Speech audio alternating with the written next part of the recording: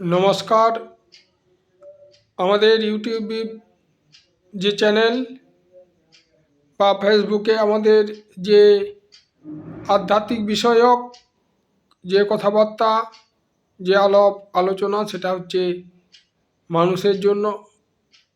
মানুষের অনেক ভালোবাসা থেকেই মানুষকে সচেতন রূপে আমাদের আধ্যাত্মিক যে পঠন পাঠন, আধ্যাত্মিক যে আলোচনা, সেই আলোচনা আমাদের সোশ্যাল মিডিয়ায় আমরা বলে থাকি। এখন বিষয় হচ্ছে যে আমাদের স্বাস্থ্য এমনভাবে ইউটিলাইজ করেছে, সাধুগুরু বৈষ্ণবরা এমনভাবে আমাদের স্বাস্থ্য বিষয়ক যে সমস্ত জ্ঞান, যে সমস্ত আলোচনা থেকে আরম্ভ করে যা কিছু করেছেন, ওনারা কিন্তু খুব সহজ সরলভাবে মানুষকে সনাতন ধর্মের জ্ঞান দিয়ে গেছেন। ঘটনা হচ্ছে যে আমরা নানা রকম বিভ্রান্তকর আলোচনা করে থাকি, বিভ্রান্তকর পথে নিয়ে যাওয়ার চেষ্টা করি।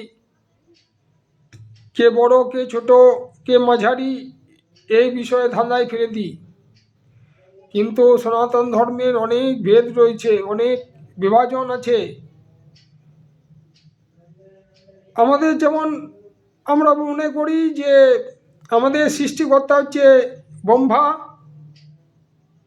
ব্রহ্মার থেকে বিষ্ণু নাভিকুণ্ড থেকে ব্রহ্মার উৎপত্তি, ব্রহ্মা সৃষ্টি করেছেন।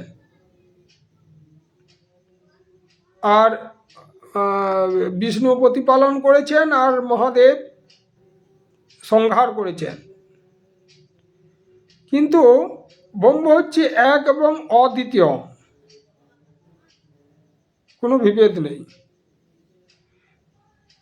কার্যকারিতার জন্য, কার্যসিদ্ধির জন্য ব্রহ্ম কখনো সৃষ্টিকর্তা রূপে অংশগ্রহণ করেছেন, কখনো পালনকর্তা হিসেবে অংশগ্রহণ করেছেন, আবার কখনো সংহার রূপে মহাদেব অবতীর্ণ হয়েছেন।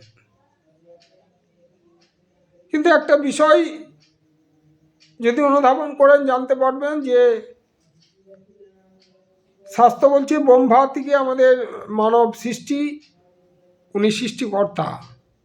আবার ব্রহ্ম বৈবর্ত পুরাণ বলছে তার উল্টো কথা। সৃষ্টির আদিতে সমগ্র পৃথিবী জলামগ্ন ছিল, সেই জলামগ্ন থেকে বুদ্বুদের তৈরি হয়, বুদ্বুদ থেকে ওঙ্কার, ওঙ্কার থেকে ব্রহ্মা বিষ্ণু মহেশ্বরের উৎপত্তি। আর ওঙ্কারের যে একটা কুচ আছে, সেটা হচ্ছে মহামায়া। তো মহামায়া ভাসতে ভাসতে চলে এলেন ব্রহ্মা বিষ্ণু মহেশ্বরের কাছে। আর ওই বুদ্বুদ থেকে তো ওই সৃষ্টি হলো জ্যোতির্লিঙ্গ।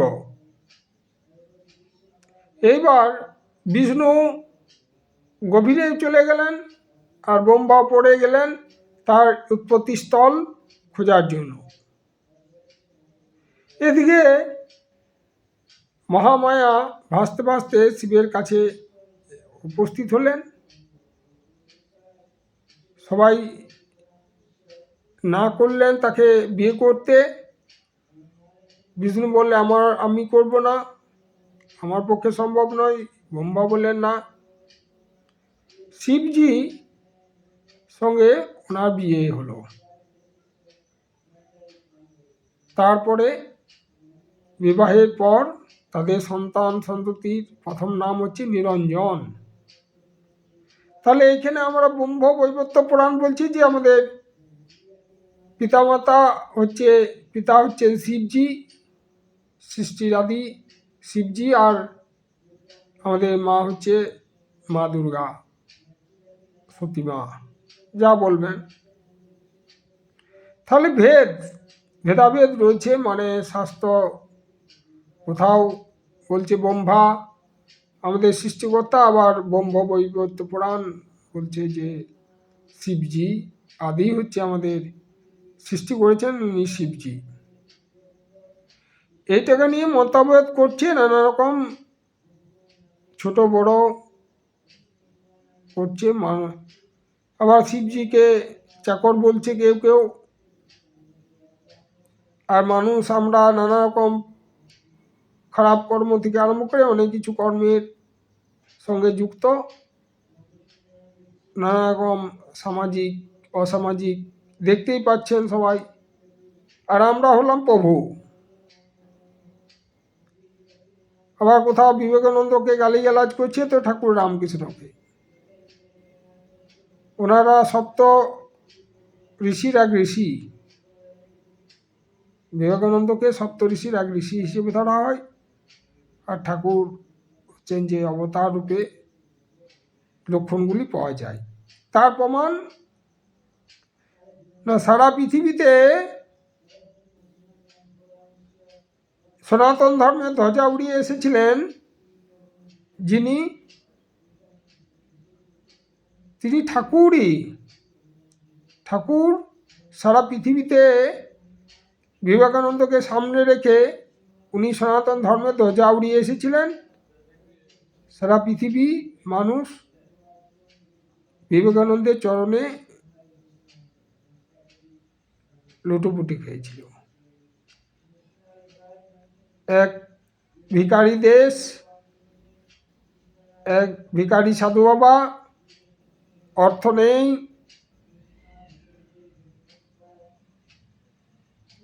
ওনার চরণতলে সারা পৃথিবীর মানুষ পড়ে গেছিলেন।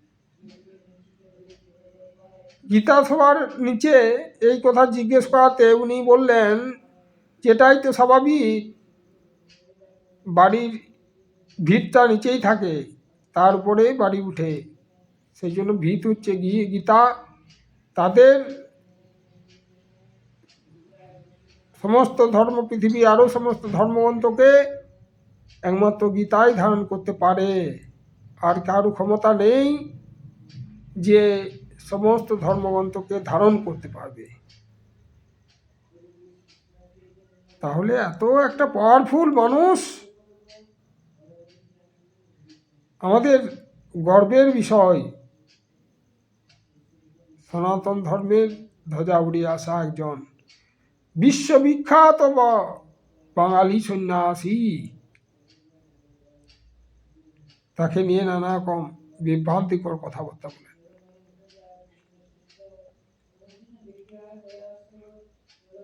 মনে জিলাপির প্যাচ, মনে নানা রকম অহংকার, নিজের স্বার্থসিদ্ধি করার প্রবণতা, উঁচু হওয়ার প্রবণতা,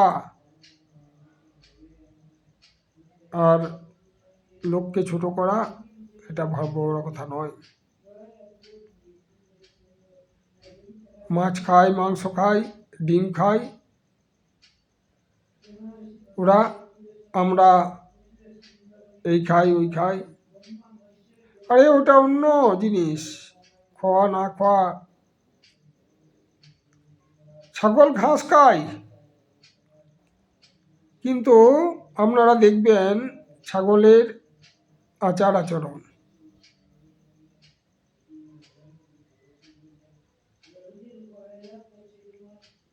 আবার সিংহ মাংস খায়, বছরে একবার সিংহের কাছে যায়।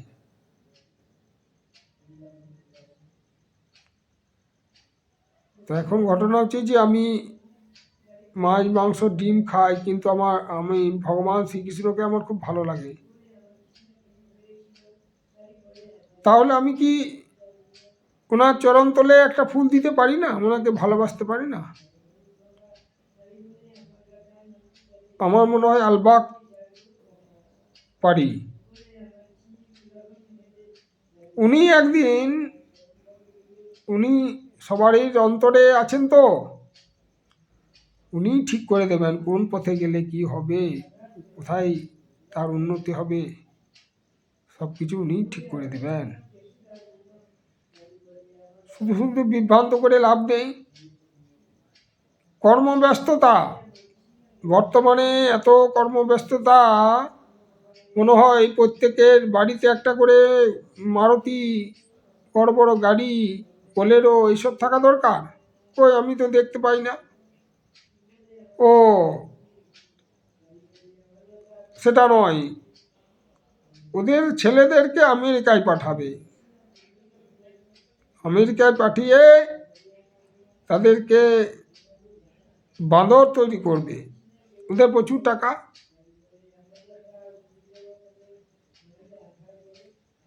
তো টাকা এখানে শাস্ত্র বলছে সনাতন ধর্মে, ঠাকুরকে একজন জিজ্ঞেস করেছিল যে একটা কালো পাথরকে তুমি মা মা করো, তাহলে মা কি দেখা দেন? হ্যাঁ রে, দেখা দেয়। তোর সঙ্গে যেমন আমি কথা বলছি, সেরকম আমি আমার মায়ের সঙ্গে কথা বলি। তাহলে আমরা পাই না কেন? না তোদের কামিনী কাঞ্চনে আসক্তি। যেদিন কামিনী কাঞ্চন যাবে সেদিন দেখবি আমার মা তোদের সঙ্গে কথা বলছে। এটাই স্বাভাবিক। ধর্মের পথে হাঁটলে এই যে অরাজকতা, রাজনীতি থেকে আরম্ভ করে সমস্ত ক্ষেত্রে, এমনকি ধর্মীয় পথে এখন যে নানা রকম বিভ্রান্তিকর জায়গা দেখতে পাচ্ছি, সেইগুলো কিন্তু সব কেটে যাবে, এগুলো থাকবে না। আপনার ছেলেকে গীতার পাঠ পড়ান, বইয়ের মাঝে একটা গীতা রাখুন, পড়া শুরুর আগে মাথাতে গীতাটা প্রণাম করান, এক পাতা করে পড়ান, তবে সেই ছেলে মানুষের মতো মানুষ হবে। সেই ছেলে আপনাদের কথা শুনবে, সমাজের কথা শুনবে। এই নেতাজি, কাজী নজরুল ইসলাম, রবীন্দ্রনাথের মতন সন্তান হবে। বিনয় বাদল দীনেশ, ক্ষুদিরাম, সুকান্ত ভট্টাচার্য থেকে আরম্ভ করে মহামানবের জন্ম হবে এই বাংলায়। এই বাংলা একদিন তো বিশাল সুনাম, সারা ভারতবর্ষ নয়, পৃথিবীর। এই ভারতে যত নোবেল পেয়েছে তার মধ্যে আমার তো মনে হয় 60% এর উপর আমাদের বাংলা থেকে পাওয়া। তাই ভালো সমাজ তৈরি করার পক্ষে আমার মনে হয় আধ্যাত্মিকতার ছাড়া আর কোনো উপায় নেই। বর্তমানে দেখা যাচ্ছে যে কি হানাহানি, আবার হয়তো তৃতীয় বিশ্বযুদ্ধ আরম্ভ হবে। এক দেশের সঙ্গে এক দেশ যেন রাক্ষসের মতন অস্ত্রশস্ত্র নিয়ে বেরিয়ে পড়েছে। ও দেশকে মারছে, আরেক দেশকে মারছে। পৃথিবী ধ্বংসের দিকে আস্তে আস্তে এগিয়ে যাচ্ছে। একদিকে আর্টিফিশিয়াল ইন্টেলিজেন্সের কথা বলছে, সব টেকনোলজি যেন হাতের মুঠোয় চলে আসছে, আর একদিকে হানাহানি, হিংসা, বিদ্বেষ। মানুষগুলো দেখলে ভয় লাগে, দেখতে মানুষের মতন কিন্তু কার্যকলাপ মহিষাসুরের মতো। এই জায়গা থেকে আপনাদের আধ্যাত্মিকতাই হচ্ছে শেষ কথা, সর্বশ্রেষ্ঠ কথা। তো এই জায়গাগুলো আপনারা মনের মধ্যে আনুন। অল্প অল্প করে, একবারে তো সব কিছু পরিবর্তন হয় না, অল্প অল্প করে করতে হয়। অল্প অল্প করে করতে করতে করতে করতে একদিন দেখবেন আপনাদের রাত্রি তারা অর্থের পেছনে না ছুটে সনাতন ধর্মকে চিনবে, সনাতন ধর্মে জাগবে, ভালো মানুষ হওয়ার চেষ্টা করবে। এটাই হচ্ছে আমার বক্তব্য। আবার সবাইকে নমস্কার প্রণাম জানিয়ে আমার শেষ করলাম।